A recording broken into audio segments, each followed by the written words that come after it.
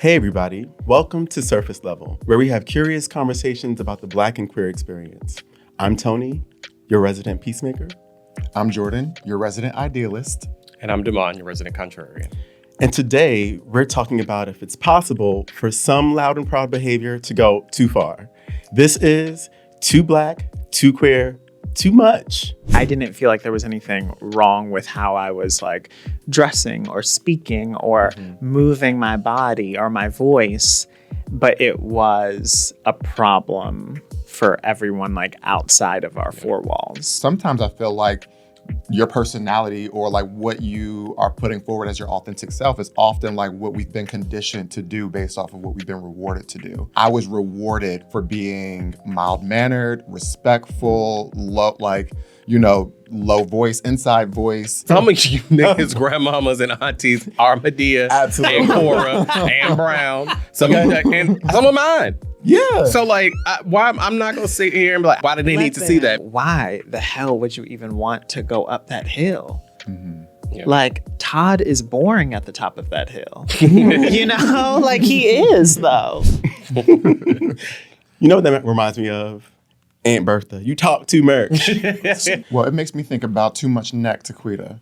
Too much neck. Too much. I'm not doing this. I'm not giving you this. I'm doing this. You're above Too the vocal. much. You're singing above the, never sing above the vocal. I miss those time is days. Well, speaking of, so we've all either had those moments or seen those moments where we or someone in our orbit is wearing their queerness out loud, but sometimes it's over the top. And I mean very over the top.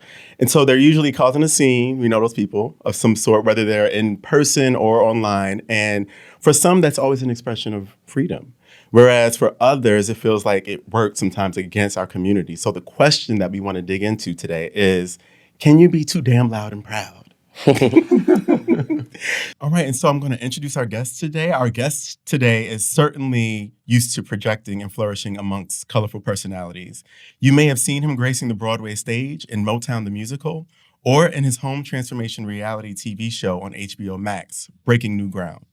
And we are beyond excited to welcome TV host and award-winning entrepreneur Robert Hartwell to our Surface Level family. Hi y'all. Hey, darling. I'm so happy. I'm really excited about this. We're happy to have We you. are very happy to have you with us. And I was just saying before we started I was thinking about when we met in person for the first time. Like we've always known who you were and followed you online and stuff like that. But we met at the GLAAD Awards, and I was like, "Was that last year?" And it was like Mere months ago. It was this year. Yes. You know, Robert, I think you said earlier, this year has felt like 9 years. 12. 12 years. So it's been a little bit crazy. How many for you, baby? How many for you? No, when you Centuries. said 12 years, I was about to say 12 years a slave. I knew it crossed my mind too. Too much. That would be too much. That's where they're trying to bring us back to. Oh, child. correct. So, but before we get into today's conversation, of course, we have to ask you, Robert, what have you been curious about lately? I've been curious about really what is our role right now? Like, what is each of our roles in the dumpster fire? And are we doing enough? Is it okay to have one role? That's what I've been super curious about. Yeah, I was just envisioning our roles in the literal dumpster fire Yeah. and what that looks like. There's this old gospel song called "What Are You Gonna Do When the World's on Fire?" And I've thought about that song nonstop all year because, like, that's essentially like the question you have to answer. Like, if the world's on fire, what do you do?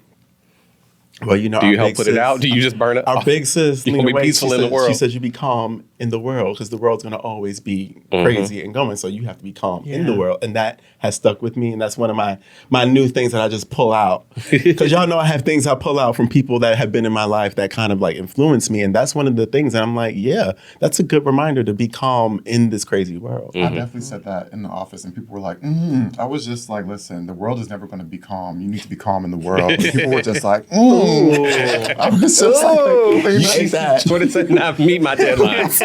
That was a good episode, by the way. Yeah. Thank you. That was Thank that you. was special. So about today's question, I want to know what the girls think. Like, Can you be too loud and proud? Damon, let's start with you. What do you think? No. Quick Moving answer. on. But no, I say no because like too loud and proud for who? I think that when we, oftentimes when we're like somebody's doing too much or too loud, or like we're thinking about this gaze of like whiteness. Like, are you being too black by around people who won't understand it? Therefore, we are perceived in some way by people who don't understand us. And that to me is like the space that I enter. And I think for me, it's always about, is the person being authentic? Like, I'm not necessarily the loudest, like most rambunctious person. And like, I have people in my orbit where they're like, Damon, we didn't think you would like that person. I'm just like, I like anybody if I feel like they're being them. Yeah. Like, that's what I mean. Like, if you're doing something as a show, or if you just a loud motherfucker, sometimes niggas just loud. Sometimes they just colorful. Sometimes they just flamboyant, and that's fire, and that's who they are. And that shit's cool. Yeah, I think when it becomes performative, it's giving like, girl, here she go putting on this show again. It's like 'Cause either I've seen her outside of this element, and she's not always like that. Yeah, and it's just like, are you as the individual performing for some crowd to get some type of reaction, or are we as the person witnessing something too concerned about like how we're received? And I think that's the nuance in the space that I exist in, where I'm just like, nah, just if you're being you, just be you, baby. Yeah, I can only be me. Come on, Mary. Yeah, Robert, what are you feeling? I feel the exact. I really do, because anytime that someone has a feeling about you, it's about them. Yeah. And I think especially as Black queer men, when we are deemed as too much, it is, I think, our joy, it's our color, that it's alarming to the white gaze. And I think sometimes it's even very uncomfortable to the Black gaze, because everybody is trying to survive. Yeah. And I think everyone's actions are based on that one human need of like, I just have to get through this day. So like, to your point, Tony, of like the Black man that we know, you're like, okay, girl, take the tap shoes off, you know, like take them off, girl. However, he's trying to survive, you know, and like his code switching of like going between that performative state and like probably how he would be just sitting here having a conversation with us is like his survival mechanism, you know? So I don't think that a person can be too much, but I'm with you, Damon. Like, I need it to be authentic, you know? I mean, I think everybody has to decide for themselves what is too much and too loud and too proud. Personally, I do think that there is a too loud for me. You know, you're like, oh, like I'm not really, you know, rambunctious and stuff like that. So like, you know, you do you. I've been around some very loud people and I've had to remove myself because now I'm aggravated. But it's not always just rooted in like, how do people view us? I mean, I do think that there's a time and a place for everything. So like I grew up in a household where like, if I was too loud in my room, my mom was just like, be quiet. Like I had an inside voice like that was taught to me growing up. But obviously that's one thing, but I hear what y'all are saying around like the white gaze. I do think that's a big part of it, especially when I'm in spaces that are predominantly white and I feel like there isn't much like Black or queer representation. I am sensitive to how like the few Black and queer people are showing up and whether or not, you know, how they're being received is going to impact the next Black and queer person who has an opportunity to possibly enter into the space.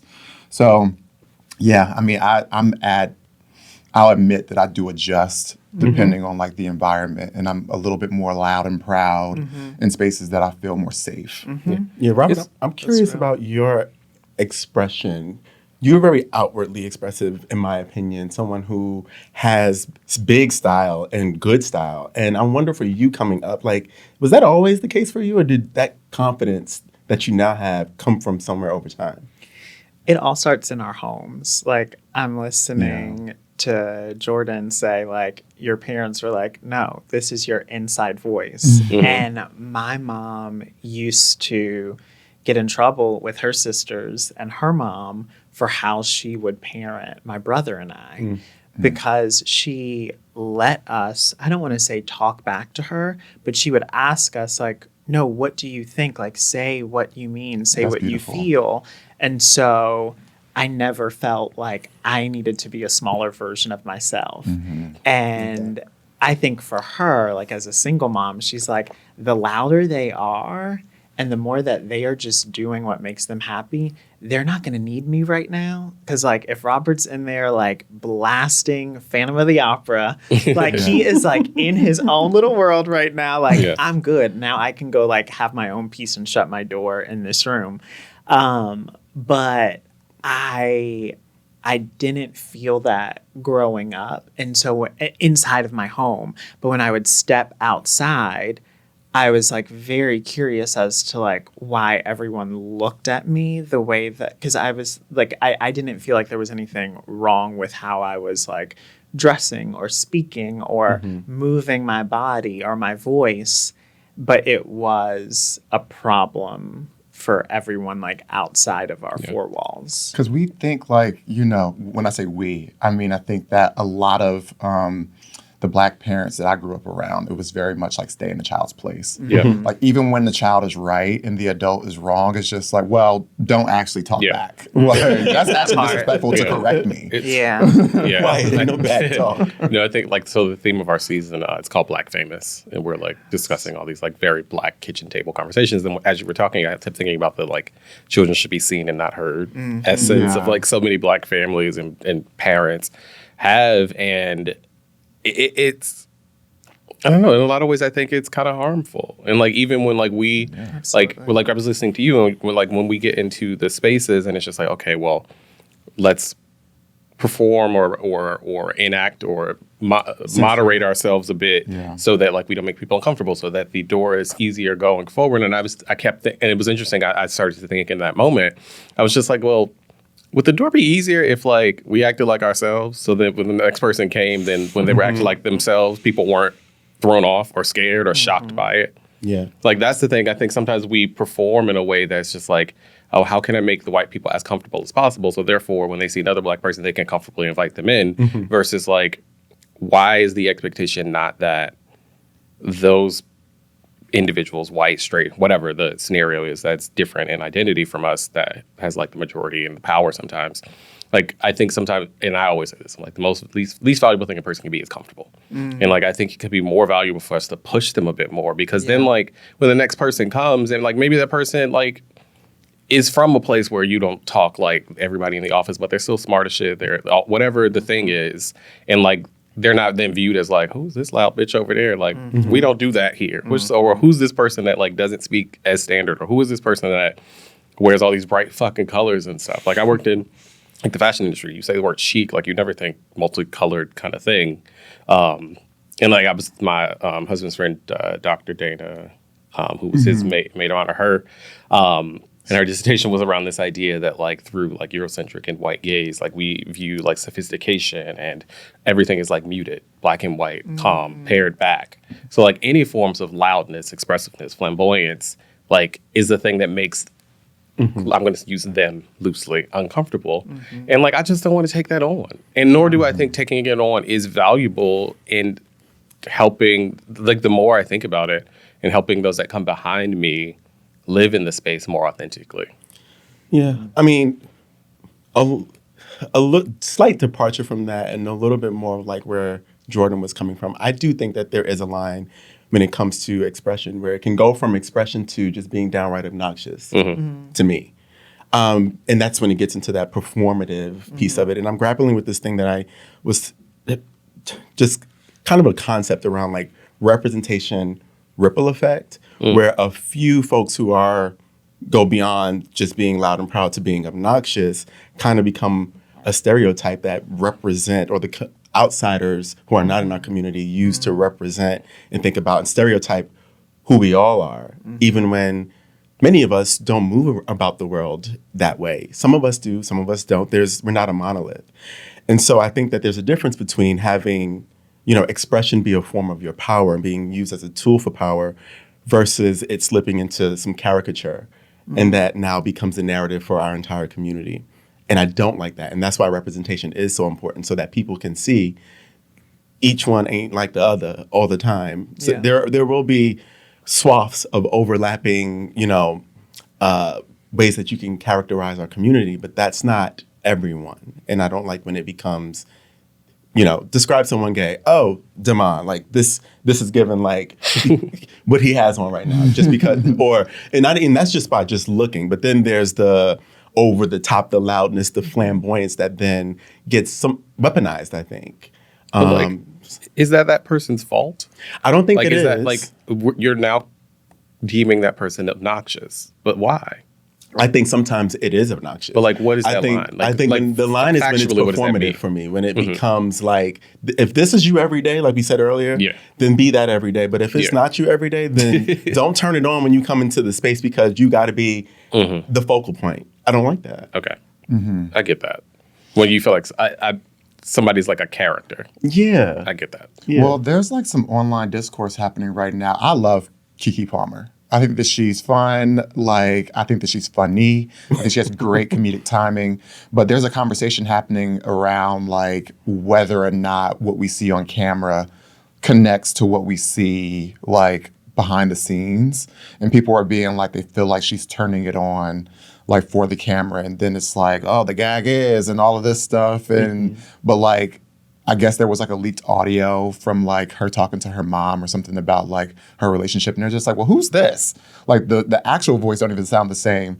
And so I'm curious, like, does your response change when you think about people who are like in entertainment and people who are like, quite frankly, they're in the business of like entertaining us? Yeah, I think if it's something you're doing for a living, right? Like you're making money off of being Keke the Palmer.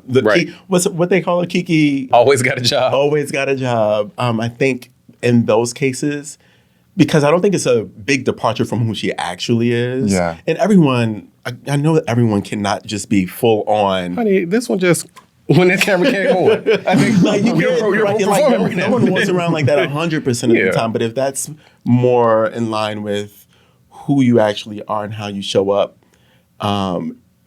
80% of the time or like most of the time, then I think that's okay. But if you're making money in it, and if that's also not, if Keke was not who she was in real life completely, as soon as the camera cut off, that would truly, that would be the gag. Where's my cigarette? But here's the thing though, like she doesn't owe us anything. That's true. And so I think for anyone to believe that the intimate conversations that she's having, not with just her mom or her friends, like we are not privy to that. Like that is a privilege to be able to get like the unfiltered, authentic, like full you. And the general public and your viewers, like you don't get that. You know, like we are coming to Keke for a thing. We are coming to Rue for a thing. And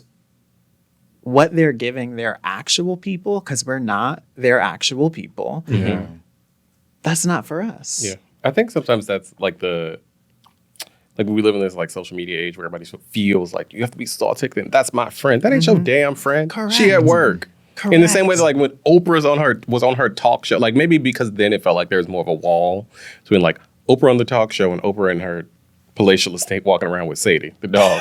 like her and Gail hanging out in the backyard in Hawaii. Yeah. Like people felt like, okay, those are truly different things. And now because we live in the social media age, like you do a podcast and like even like we meet people like, oh, I feel like I'm like hanging with my friends. I'm like, I think we're friendly. I think that we want to create an environment where like feel like you are a part of this. But like I've known these niggas for 20 years. Like that's a different like baby. That's a long road. Like, so I wonder. Not the head scratch. Not the head scratch. You gotta pat it. You gotta pat it. I love when people start a question with, I wonder. So I wonder. Because Because the theme here is just like, okay, it's nothing wrong with being this way expressive in this space. And then there's also okay with being like a maybe more tuned down version of yourself in this space. If this conversation is all around like too black, too queer, too loud, too much, and we're talking about authenticity, like, is that still authentic to show up like completely different in one space and then like more either censored or whatever in another space. You know what I mean? Like, Yeah. I feel like the way that I hang out with, like, if we're hanging out on a Saturday night, I feel like that's going to look different than how I express myself in, like, an office space. Yeah. And is that wrong? That's kind of is that going back to like what Robert was the point about that's privilege. You don't get you don't get to have access to how I really But like, show up in the world but outside of this I think environment. that's.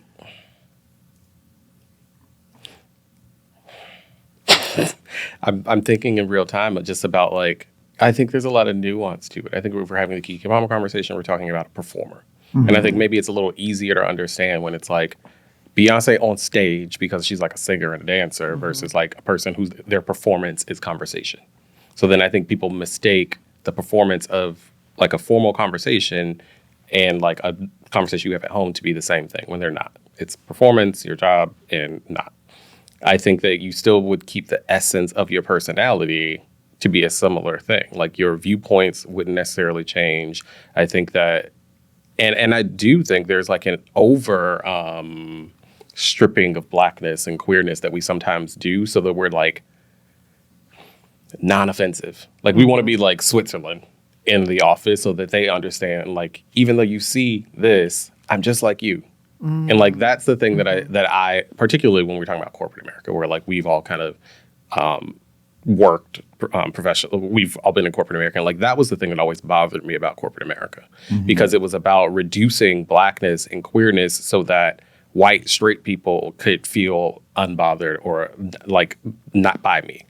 And that's where like it started to be like, is that how I want to live as a black person? Is that how I want to live as a queer person? Is that what I want to tell to the younger professionals that are now seeing me and trying and maybe not model their career after me, but like seeing like a mentor, like, oh, how do I navigate the space? Yeah. Do I want to tell them like, don't talk about black shit at work. Don't be like, make sure that you speak no louder than this when there are white people around. Is that what I want to tell them? And like, that's the question I think we need to really dissect and like look into, because then I don't know the right answer. I'm thinking in real time right now, but that's, I think, what the nuance at which I'm looking at that particular thing. Yeah, I think for me, it's just like, I would tell a younger, and I don't know if it's right, like I would tell a younger person, like, bring it down, like the whole floor can hear you. And this, like, it's just going to make people make assumptions about you. And unfortunately, when you're in a space where people are making decisions about your career in rooms that you're not privy about, you need to be aware of what these consequences are. And I think that especially when you're like younger and you're trying to figure out how to navigate these spaces, as somebody who's been in the industry for 15 years, you know, I can say like, yo, like I've had some really, really supportive people in my career. And I've had some people that looked at me and was just like, no.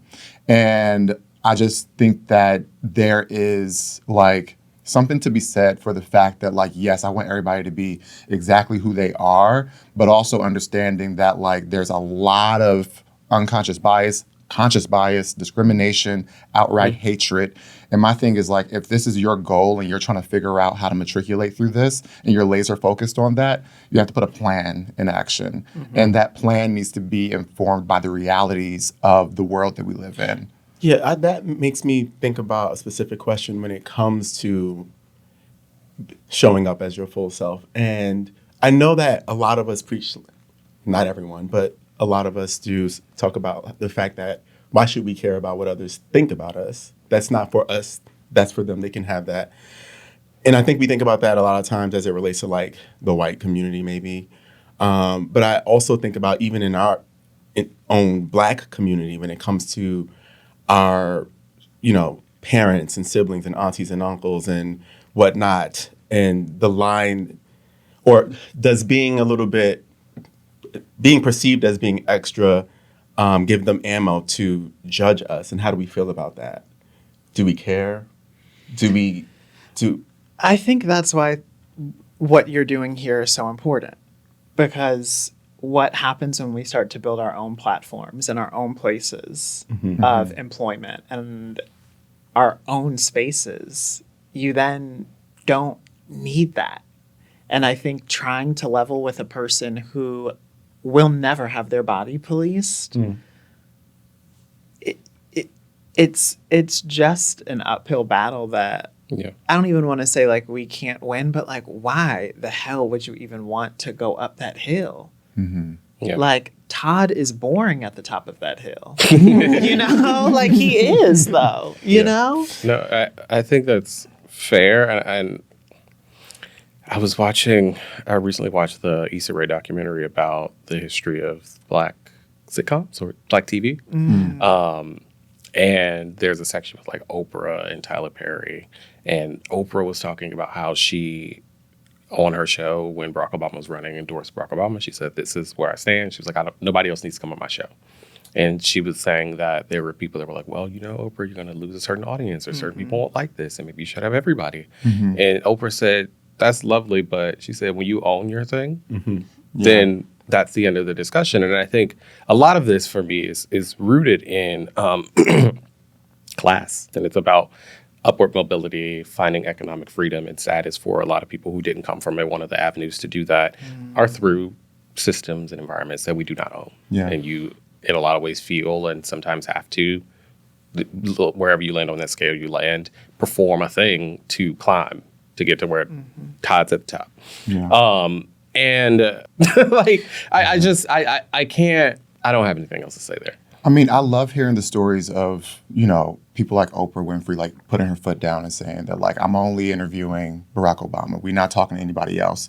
This is, you know, Oprah Winfrey, the billionaire, that's talking, right? Like, and I just wonder, to your point, what was her journey as a person that came from poverty and not a stable family structure, and just thinking like, all I have is to count on myself, being able to navigate this industry that doesn't want me here. And like, how many times did she have to like adjust herself or change how she spoke or change how she dressed so that people could see her actually being able to take on those opportunities. And I think that she's doing exactly what she should be doing. But it's, to your point, it's tough when you are coming from a space. Maybe you're the first person who has a degree in your family. You're the first person that's been able to navigate this space. And you're just like, all I care about is making sure I don't fuck it up and lose the opportunity. At least that's where I come from in my personal journey navigating. I think it's interesting, though, if you really know the story of Oprah, you know that she did kind of the opposite. Like, originally when she came in, she was like, okay, let me try and be Barbara Walters. And she was like, well, this shit ain't fucking working for me. And she was doing things for shock to gain other people in. She has this, there's the story of her show. She has this inflection moment where she had, quote, skinheads and these like racist white people on. And she does this episode and she was like, I was standing there and I was realizing they were laughing at me. And they were like, she was like, I was doing this thing thinking that I would reach these other people or color myself differently. And she said from that moment on, she was like, absolutely not. And it's before Oprah the billionaire, before Oprah having all the control. She said, this is what I'm going to do. Me and my staff, this is what we're doing. Get on board or not. And I also think in that same documentary, Tyler Perry tells his story, who was homeless writing his fucking plays.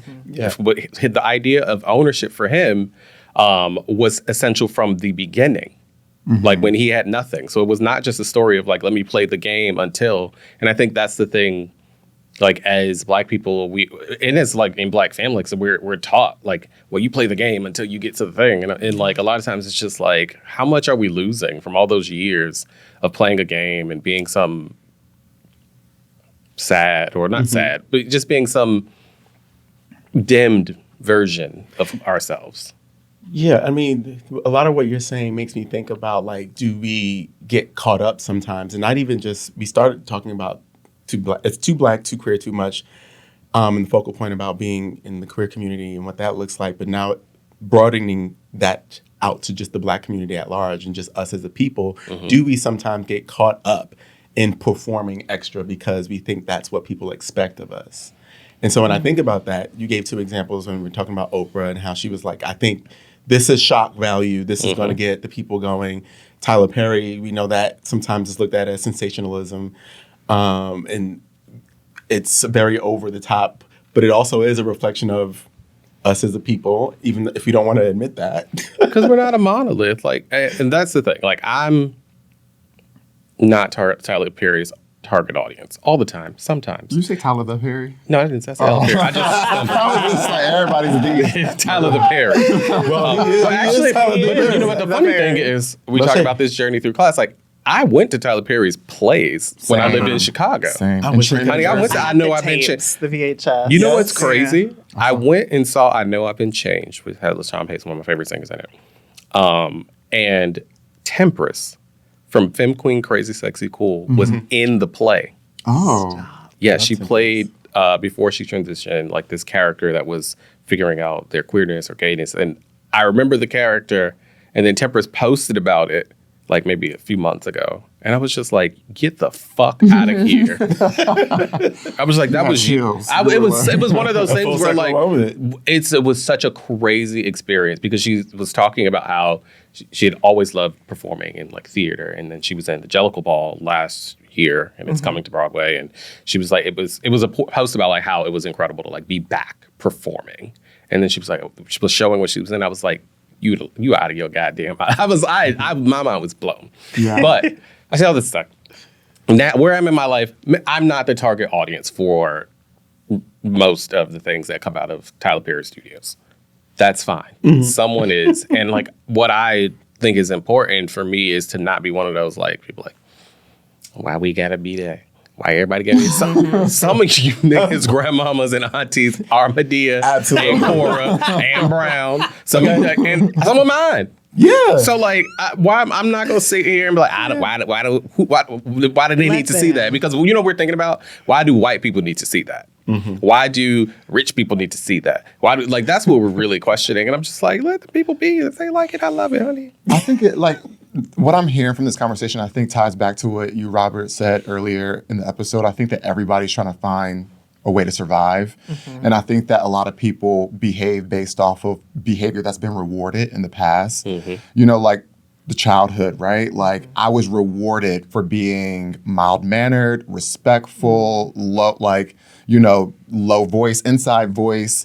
Even going into like a corporate setting, like I was rewarded for being like poised and like stoic and stuff like that. And then, you know, I may have a friend that was just like, I was rewarded from being the funniest person in the room. That's when people actually paid attention to me. That's when people actually like invited me out to more things. And so I just carried that on into my personality. And so sometimes I feel like your personality or like what you are putting forward as your authentic self is often like what we've been conditioned to do based off of what we've been rewarded to do. So like that's one thing that I want to put out there is that like I think that people are moving into the direction that's working for them. Well, there's a lot of unlearning to do. Ooh, that part.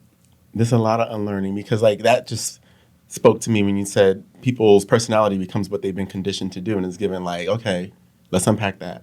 Right. Let's Some people are conditioned to be racist and homophobic and conditioned to be a lot of things. So I think that we shouldn't just take, I was conditioned to do that, so therefore this is how I should move. We should always question, I think, what was I taught? How did I grow up? Who was around me? And it's just like now as a centered adult, like damn near 40-year-old people, what do you think? And I think that's the question that I'm constantly asking myself. And in some ways it's just like, well, I agree exactly with how I was raised. And in some cases, I'm just like, absolutely the fuck not. I wish I could talk back to you. I tried. And it was just like, Go in the room and this close one the got, this door. one got too much mouth. And watch your stories as a kid.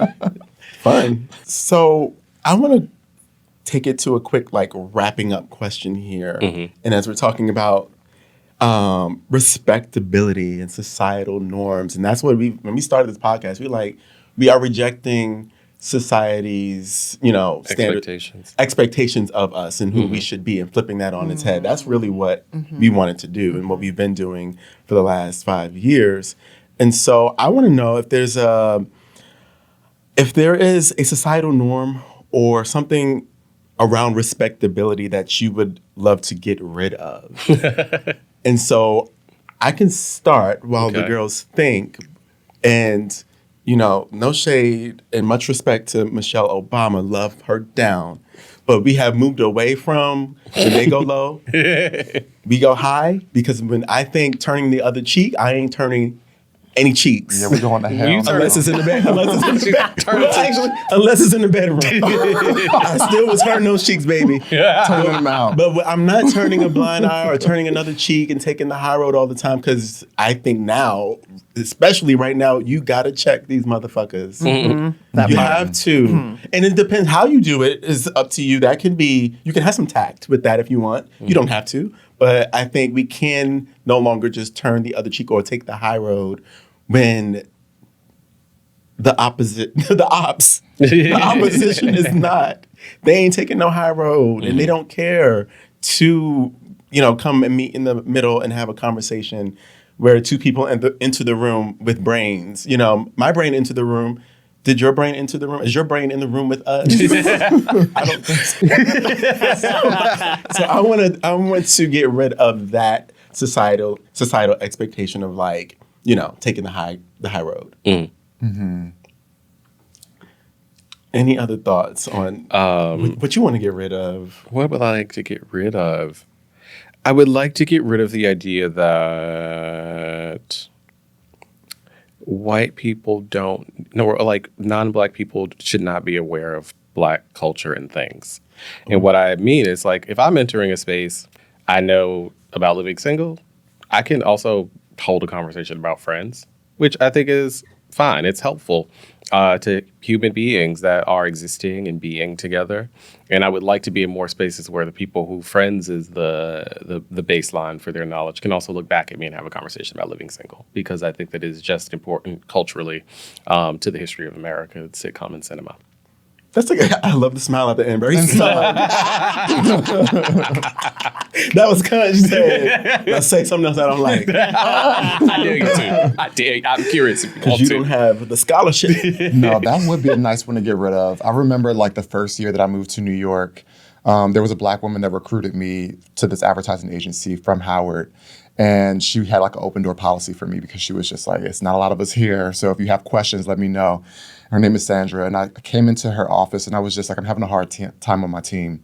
I was the only Black person. It was 20 people on the team. I was the only Black person. I was 21.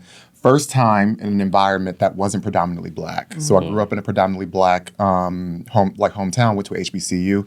This is the first time where I'm what is going on? And as office chatter happens in the office, I was I don't know what's going on. I don't watch these shows. I don't listen to these music artists. I don't hang out in these neighborhoods. And I feel I would be the one person contributing a completely different perspective to the conversation. And I talked to her and I was just I'm stressed. I was I feel I can't find a voice in this group because I can't contribute to the broader conversation. And she was why don't you feel comfortable talking about your music? I was because I really don't think they listen to it.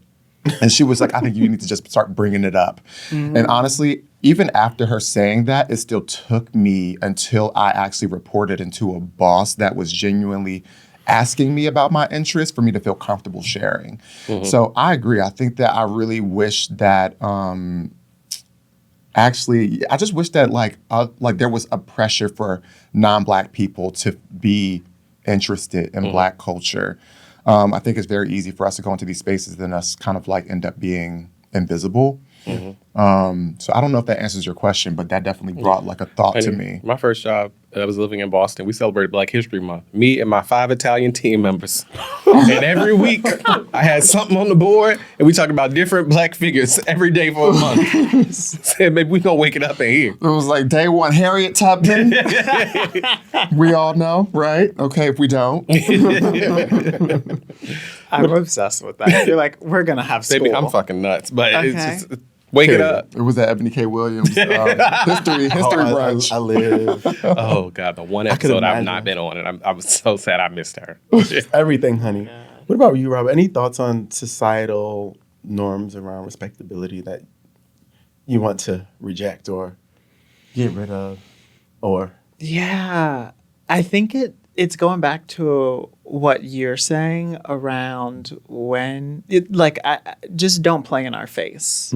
I want us to be able to just walk in the space and not have to do the tap dance. Oh yeah. That nobody has to have their tap shoes on. And I've been sitting just thinking of role models that I've had or other Black men that I admire in our space. Like I think of Kaylin Allen, or I think of Todrick, or I think of Billy Porter, and I think of like the moments that they have been culturally accepted, they've been in drag. And then you see someone like Coleman be on the carpet in his beautiful suits and in his like reigning energy, you know?